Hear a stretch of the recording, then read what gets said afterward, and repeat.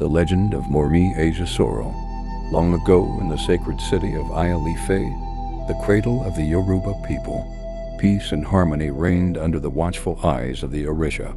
The people tilled their land, raised their families, and paid homage to the gods. But one season, from the dense forests surrounding the city, a strange terror began to emerge. They came not as men, but as creatures masked in raffia, shrouded in grass, faceless and fearsome.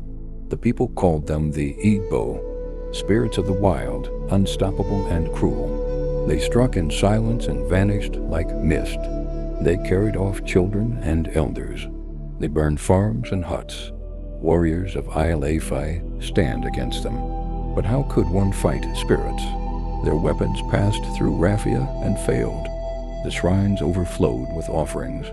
The gods remained silent. Fear became a second skin in Ile-Ife, but among the people was Moremi Ajasoro. She was beautiful and noble, walked with the grace of royalty. The wife of the king Oranmian. One night, Moremi walked alone to the Isinmiran River, the river of spirits. There she knelt by the waters and lifted her arms. She called upon the gods.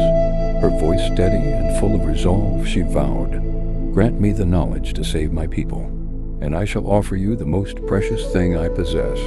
In silence, the river listened. Soon after, when the next raid came, Moremi allowed herself to be taken. The people screamed, thinking their queen was lost forever.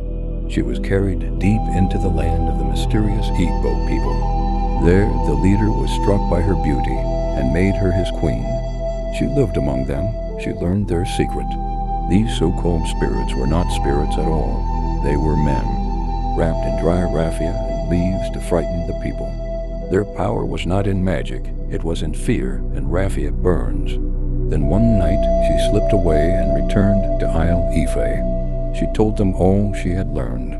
The warriors, once filled with dread, now gripped their weapons with hope. They prepared torches, oil, fire, and when the Igbo came again, the warriors stood firm.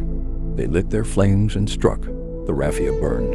The spirits screamed like mortal men and was finally defeated.